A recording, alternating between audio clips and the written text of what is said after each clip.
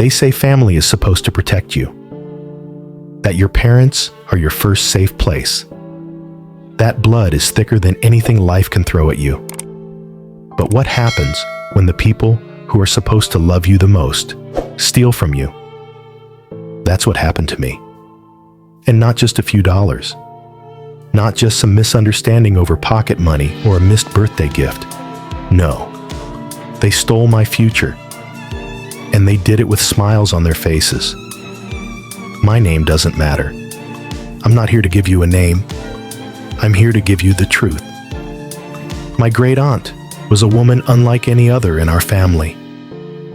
In our culture, where the education of women is often seen as unnecessary, even burdensome, she stood tall like a lighthouse in the dark.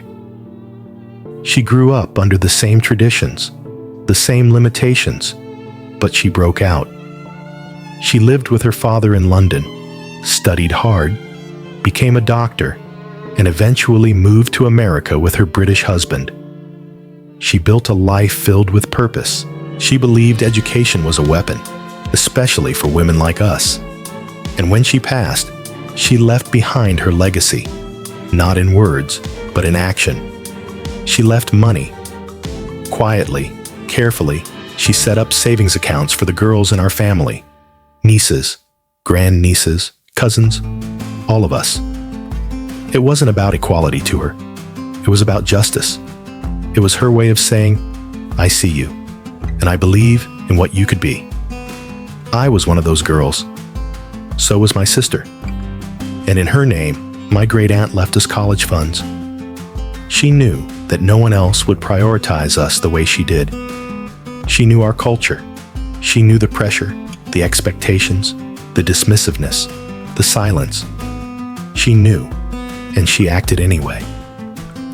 I never got the chance to thank her, but I promised myself I'd use what she gave me to go to school, to rise, to be more. My sister? She had different dreams. She got married 2 years after high school, happy to start a family, and said she didn't want to go to college. She didn't seem to mind when the money disappeared. I didn't think much of it then, but when I graduated, I walked into the bank, my stomach fluttering, excited to start the next chapter of my life. I asked about the account. I expected to find the gift my aunt left behind, a springboard to my future. Instead, $13,000. That's all that was left. Almost everything was gone. I remember the way the words landed, heavy, thick. I couldn't breathe. I asked my parents about it, calm at first, confused. I thought maybe there was a mix-up. Maybe the rest was in another account. They looked me in the eyes and said they needed the money. Just that. Cold. No apology. No remorse. I kept pushing. And then the truth slipped out. They had used the money for my brother's wedding. Every cent of it. The money meant for my education, my independence, my shot at something more, had paid for flowers, catering, photographers, decorations, invitations, a venue, music, suits, tablecloths, champagne, maybe even chair covers. It was gone. All of it. I can still hear the sound of silence in that room. The way my blood pounded in my ears. The way my hands shook. They hadn't even told me. They didn't ask. Because they never thought I mattered enough. Because I was just a girl. And suddenly, I understood everything. Why they didn't talk about the accounts. Why they looked so proud at my brother's wedding, handing out envelopes, smiling at guests. They were generous with money that was never theirs. And my brother? He knew. He knew the money didn't fall from the sky. He knew it wasn't his. He took it anyway. So I left. I took out student loans. I packed my things. I walked out of their house, and I didn't look back. They say I brought shame to the family. They whisper about me now. That girl who doesn't know her place. That daughter who turned on her parents. I sued them. Yes, I filed a lawsuit against my own mother and father, because if I didn't fight for myself, no one would, not even the people who should have. The reaction was swift, cruel. My entire family turned against me. Aunts, uncles, cousins. Even the ones who smiled at me at family gatherings now looked away when I entered the room. They said I was airing dirty laundry, that I was putting money ahead of blood, that I was ungrateful, that I was Americanized. And maybe I am, because I believe that theft is theft, even when it's done by your parents, especially then. I started working with the Student Legal Center at my university. They told me I wasn't the first, that this happens more often than you'd think. Girls robbed of what was theirs because someone else decided they didn't need it. But I had proof, documents, account records, everything. Still, I tried to avoid making it a criminal case. I didn't want to destroy them. I just wanted justice. I just wanted my life back. Then the phone rang. It was my brother. He said he'd pay for my university if I dropped the lawsuit. I didn't yell. I didn't cry.